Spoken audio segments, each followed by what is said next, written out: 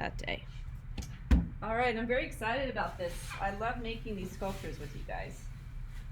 So my slabs are really nicely leather hard now. I mean, like pre-leather hard, right? So they held their shape. I had sponges under these two. And now we're gonna just build the body. Now we're not gonna get to everything today. So really my goal today is to show you how to attach two slabs together in a really strong way. So I think I'm gonna work on the main body, which is my raven heads. So try to get those attached and then try to attach all four of them together into a basic form of my sculpture. And then we'll deal with all the other beaks and lids and stuff later. I'm gonna grab the other pieces.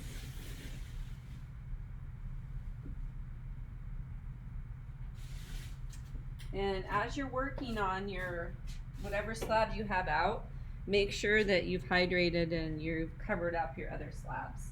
Because it is quite amazing how quickly those little slab pieces can dry out. So I'm going to do a general demo on how to attach two corners first, and then I'll do these bigger pieces. I'm going to take these two pieces here. Actually, I'm just going to go for it. All right, I'm going to remind you of what my drawing. Now, can you guys see this right side up or upside down right now? Right side up, Sienna? Okay. Right side up. Yeah, you're good. Okay, thanks. All right, so I've got one beak going down and one beak going up, and there's four sides, and I'm going to attach them. I'm going to attach two parts, and then I'm going to attach them in the middle. That's my plan. That's my strategy. Now, one thing I forgot to show you guys that you can do before you attach is when you rolled your slabs out, you could have put a texture in them while you were rolling them out.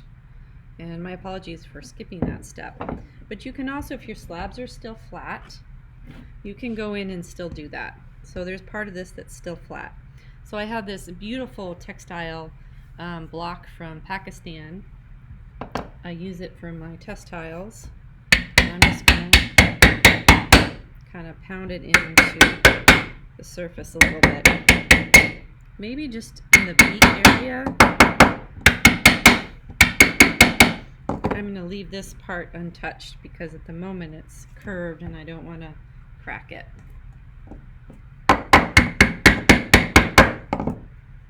This would be a hard thing to stamp in there without a very soft slab of clay, because it's not super deep. The relief is not deep, so I kind of have to pound it in there. Okay, so I'm going to take these two pieces. Now you can't just score and squish with leather hard slabs. This is the technique part that I want to teach you. So whenever you're attaching two slabs together, you have to think about bevels. Okay, you don't want to attach two squared off surfaces together like this. That is not a good joint. We want a joint that is beveled. So that means we have to cut some angles into the joints. And that gets tricky when we're dealing with curved surfaces. And I'm going to actually curve this even more because I want my vessel to have some depth to it. I don't want it to be so flat. So I'm going to actually really kind of push the slab as far as I can push it before it cracks. And that might mean like maybe even going in and pinching through to curve it. See how curved that gets when I pinch it? So it's still malleable enough to do this. Let's see how it's holding its shape. That's kind of the beauty of these sort of pre-leather hard slabs, is that they're strong enough to hold their shape, but you can still manipulate them. Do I have everybody here? I need Jonah and Zoe. Okay, thanks. And then Zoe, are you here? And Raina? I'm here, sorry. I need to plug in my camera. Okay, just want to make sure you're here and watching. All right, so look how beautifully curved that is now.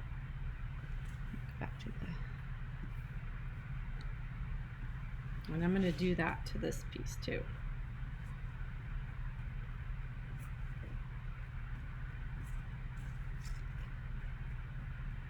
So I went back and I looked at all your designs. I'm really excited about what you guys are going to make.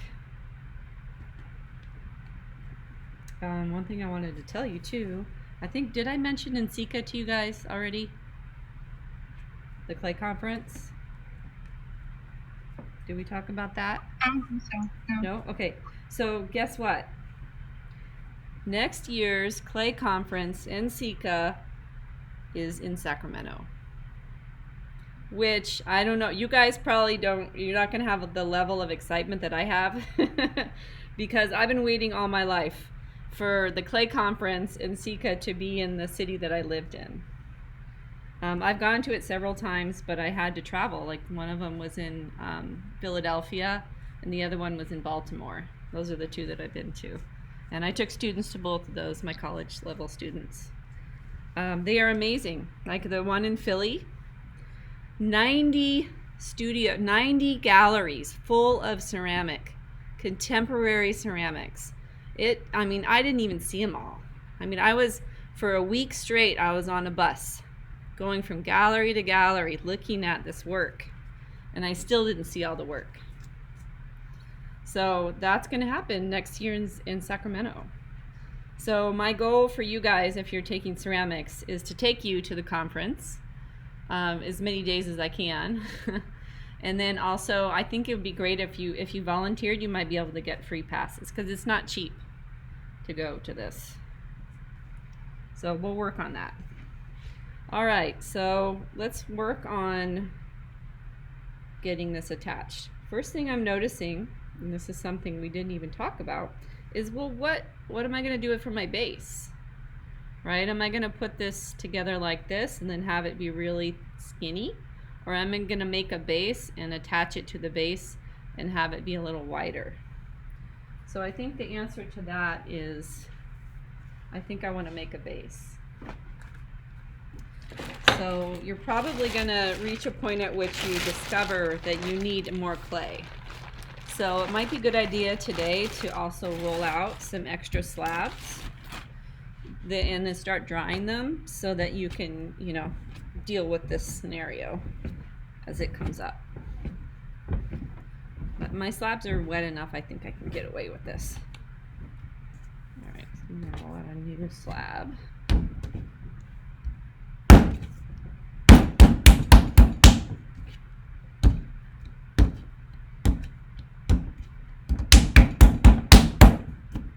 Kind of in the shape that I want to use here. The footprint, let's call it that, the footprint. And I'm going to make this the footprint for the entire vessel, not just this half.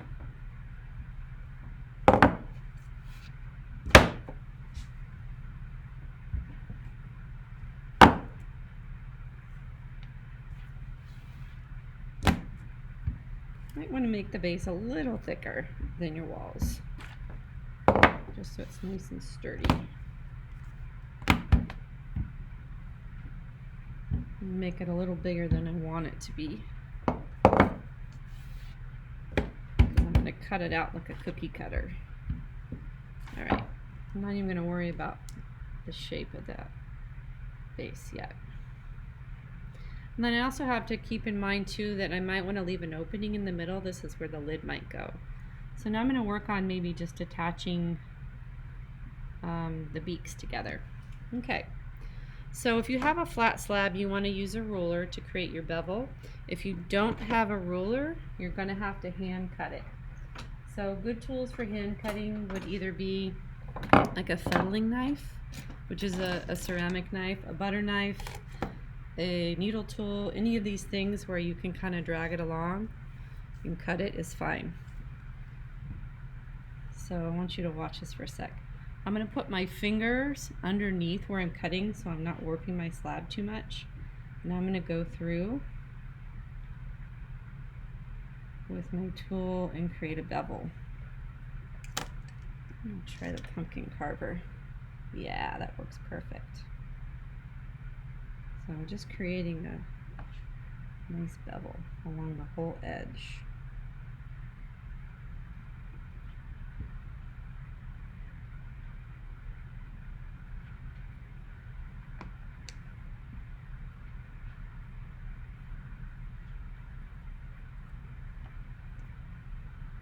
I don't need a bevel for the bottom because it's attaching nice and flush to the base.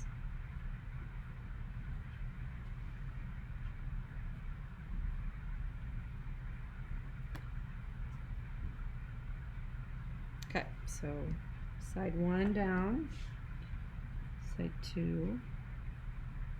I'm not being perfect about this because I'm going to really compress it together, and I'm going to add a Band-Aid coil as well. This is also about creating as much surface area to attach as possible.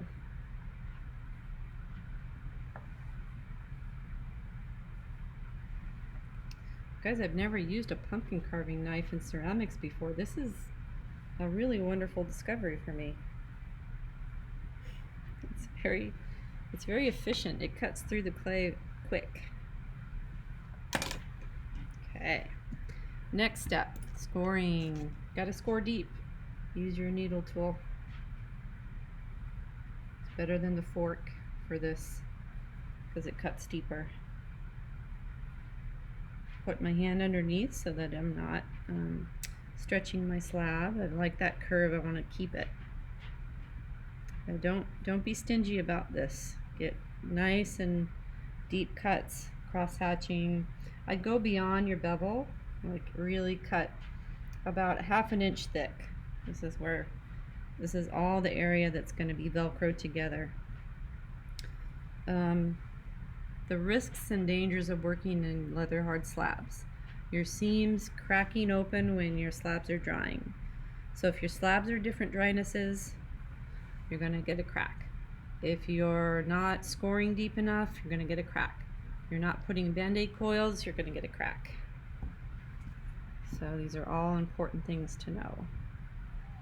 If you're not drying it evenly, like if you leave section of your sculpture uncovered and like the end of it dries and the other end is still wet, your seams are going to crack. So this is why I don't really teach this to Ceramics 1 students, because they just have to learn first how to deal with moisture in general before they can really handle this technique.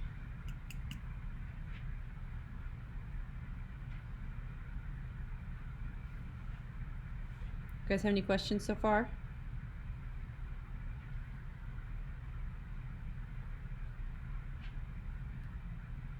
How did the templates go? Were they helpful? I haven't cut mine out, but I do have it made. Okay. But it's for how it's gonna turn out. Okay. All right, so I'm ready to attach. I'm gonna attach, I think, the beaks together first, and then I'm gonna probably attach the base, and then attach maybe just this much, and then leave this part open for attaching the other half and thinking about a lid. So next step, if you guys had casting slip, this would be the best thing to use for your glue. But instead, if you take a little bit of water and you kind of rub your finger over your scored area, you're creating a slip. Don't rub too hard, you're going to kind of lose your score, but just enough to kind of create a little bit of a slip. It's perfect. You can use a paintbrush, but I like to use my fingers so I can tell what's happening, feel it. All right, next step, lining them up and then really just kind of lightly compressing so that they attach.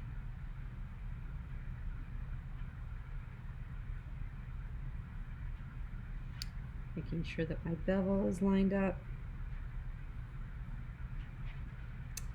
and my slab is where I want it to be.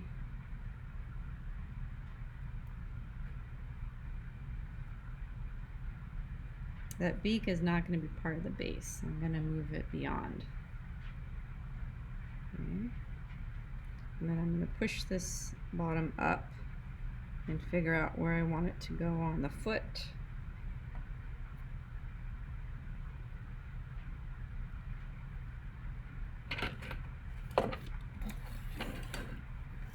All right, now I'm really going to go in and I'm going to compress and really squeeze with my thumbs. Make sure that seam is nice and zippered together. And then you'll notice that that slip starts to squish out. You can kind of compress that back into the seam. It's helpful. I wish I could have multiple angled cameras here so you can see what I can see inside here.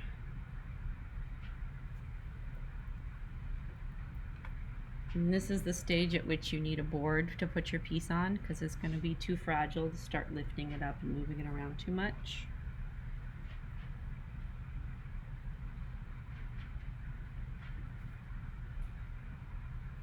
Okay, and then I'm going to make a mark here where I want to attach my base, and then I'm going to score at my base as well and attach that.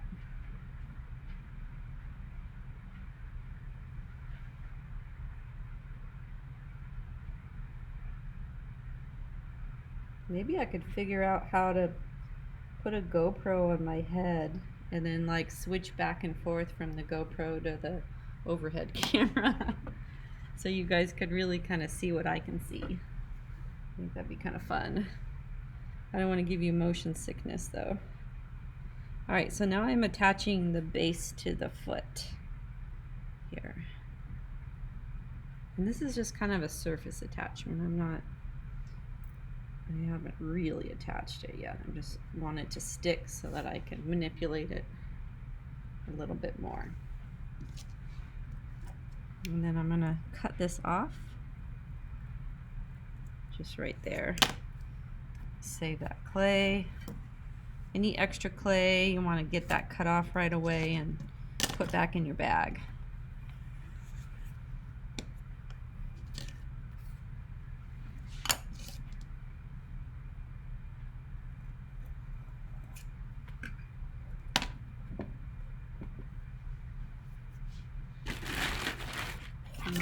Now I need a board to put this on, because whenever you're dealing with slabs, once you make that foot slab, right, you're gonna not really want to pick it up again. So remember, paper towel on your board.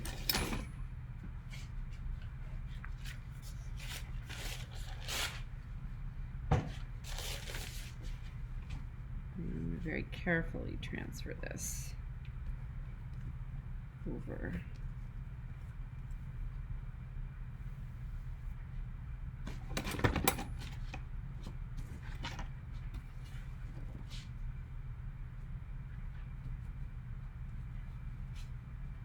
Okay.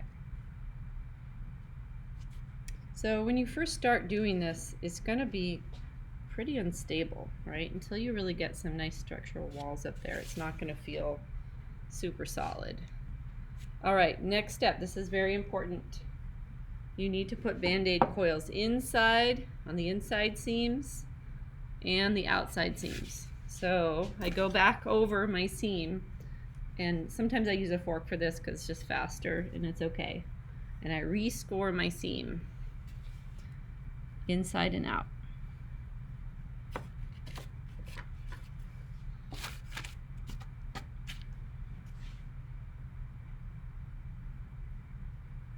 This is probably the most important thing about working with these leather hard slabs is making sure the seams are nice and strong. Your joints are strong. Take a nice wet piece of clay. You don't want to use dried clay for this part.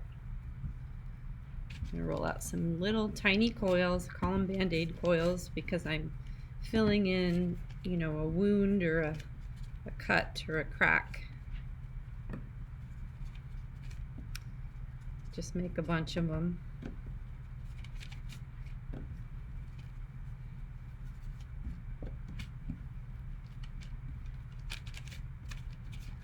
And then I score those as well.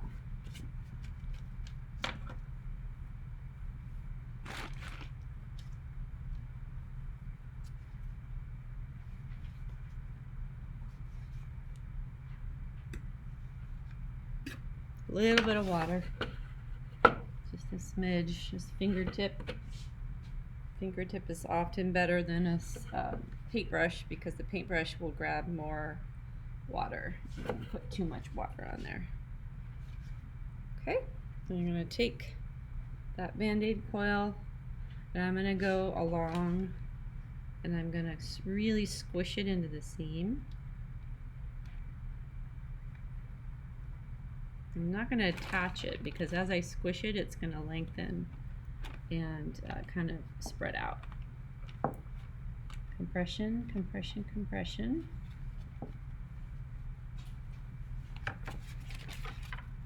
So pinch this off and lift this up because my beak is touching the table. And just put this everywhere there's a seam, inside and out. Compressing as I go.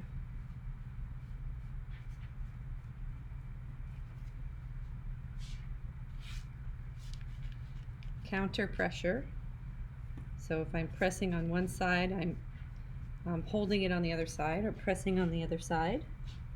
And now I'm going up inside the beak here.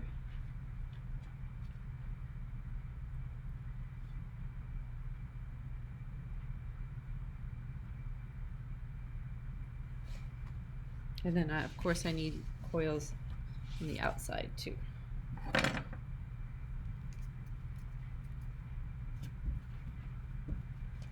You guys can be working while I'm doing this at this point because I've pretty much shown you the technique and now I'm going to just keep working on it because I want you to see how I build this up. And if there's any key components that I feel like you need to stop and watch, I'll let you know. And then of course this is recording, so you can go back and watch it.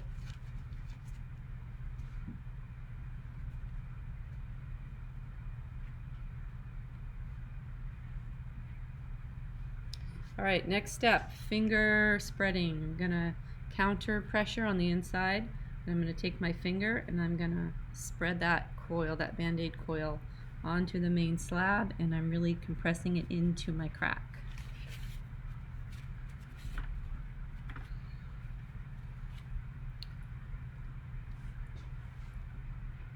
There's a lot of steps to this process. And you'll notice that it adds another dimension. It like adds kind of a ridge to your piece. And you can decide later when you go in and carve how much of that ridge you want to keep or not. I'm compressing on the inside with my finger. I'm really attaching that Band-Aid coil. We shouldn't see that coil in the end. It should just look like part of the wall. The seam that comes right up against the other seam. Now you might ask yourself, well, what happens if I start to see crack? If your piece is starting to dry out a bit and you start to see cracks, don't add a bunch of water, just score it up again and add another Band-Aid coil and really compress. Just kind of do what I'm doing now to repair any cracks, and just kind of say a prayer that it's not going to open up, because it could open up when it's drying, it could open up when it's firing. Really can kind of have a mind of its own. Now I have to think about the inside space here. I wish I could lift this up. I don't want to mess with the camera too much, but there's a negative space here that I need to fill with some slabs because it's a vessel, so it has to be closed and it has to have a lid. So these are things you're going to discover as you're building your slabs, that you have all these spaces that you maybe didn't consider when you were making your collage. Okay, this is my favorite part, scraper tool. Now I go through that Band-Aid coil and I really compress. I really kind of make it part of the wall.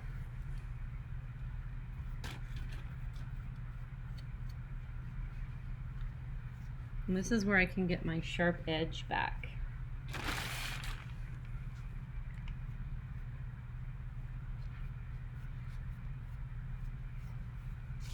I'm going to go down here and I'm going to scrape up.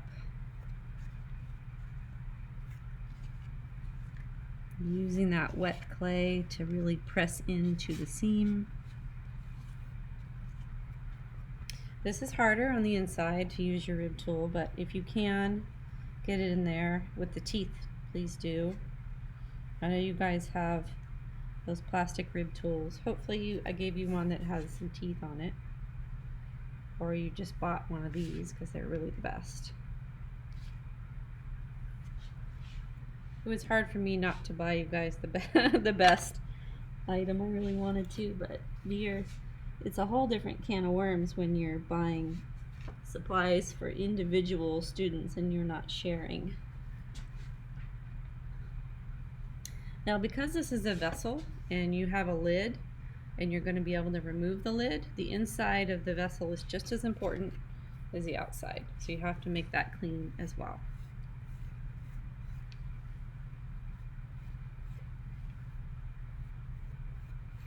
I'm going to scrape my walls too, just make them nice and even.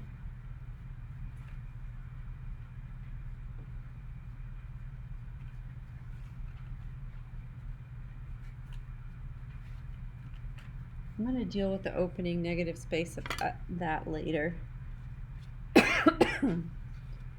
One thing I'm noticing is that the beak is touching the foot, and I don't like that. I wanted that negative space there, so I'm actually going to cut the foot in a bit so that I have some room between the foot and the beak.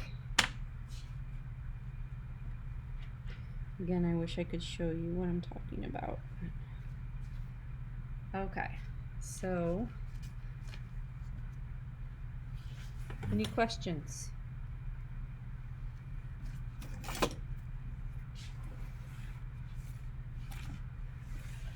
Okay, so now I'm going to work on the other side.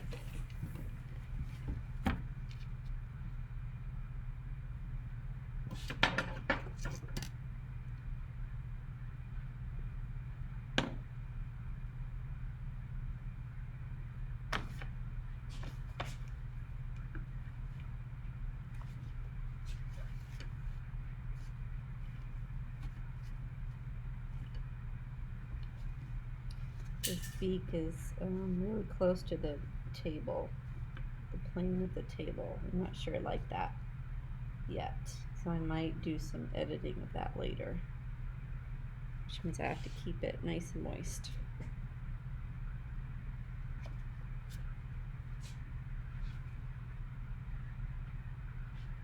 Okay.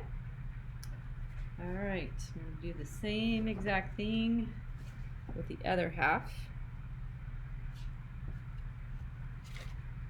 So I'm going to put this aside,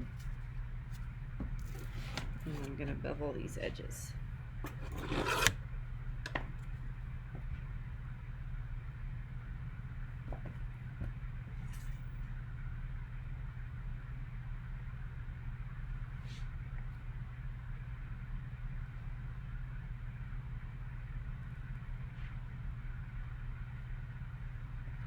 Sienna, are you a junior or a senior? I'm a senior. You're a senior? Yeah. Oh man, so you're gonna have to join us depending on where you go to college. Mm-hmm. You're gonna have to join us for NCECA. It does sound really cool. Oh, you love it.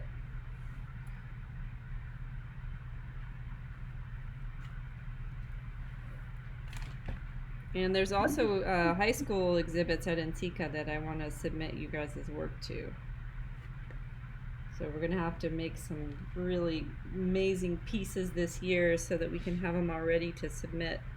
Mm-hmm. You said that you could volunteer at NCECA though to get in like at a cheaper price. Yeah. Oh, okay, cool. I was just wondering because that's something I could totally do. Yeah, and you know, to be honest, that's really the best way because then they give you like an all access pass. And then you might like get to meet some of the artists because you're helping them set up their studio spaces, and it's kind of an insider's look at NCECA. I never volunteered for an NCECA, but I have volunteered there was a light and architecture conference at I don't know if you guys know the minimalist artist Donald Judd from the 60s and 70s. He bought up an entire town in Texas called Marfa, Texas. and he created a foundation called the Shinati Foundation. And this is an amazing space, you guys. It's full of really huge land art pieces and installation art, and there's a residency program there for any kind of artist, and they have an architecture and light conference there every year, and I volunteered twice for that and got free access.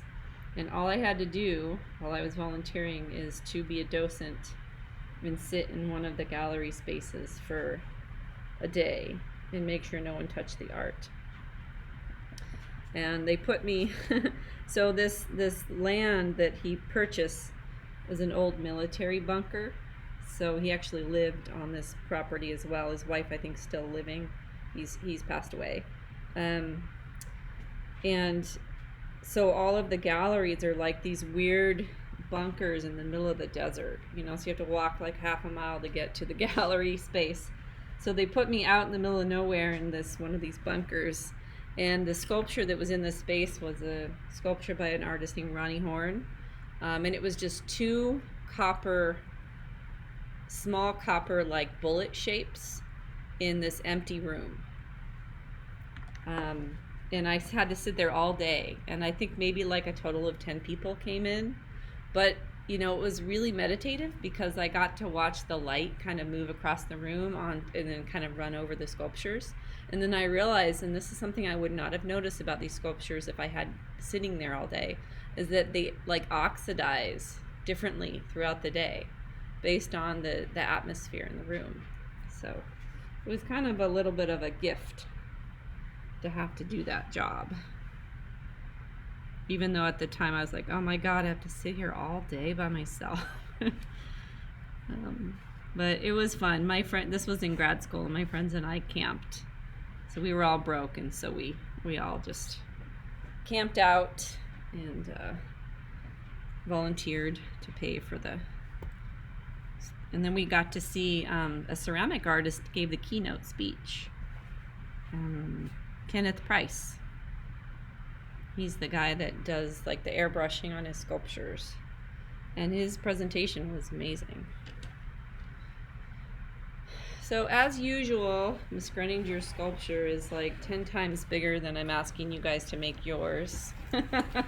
So you don't have to make yours this big, but mine is turning out to be, this is like 1.5 feet long. So keep that in mind as you're working. Don't make it too huge. Cut it down if you need to. I don't want you guys to run out of clay.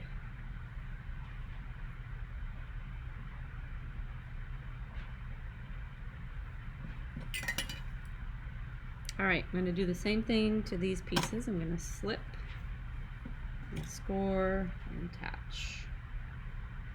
And kind of make sure that my footprint stays the same too, so it's not different shape on either side. And as you guys are working on these vessels, I want you to think about, how functional are they? There's this nice tension of function, non-function in ceramics. They don't have to be functional, even if you make them look functional. There's a lot of teapots out there that look like sculptures that no one ever uses as a teapot, but they're teapots. So, like, what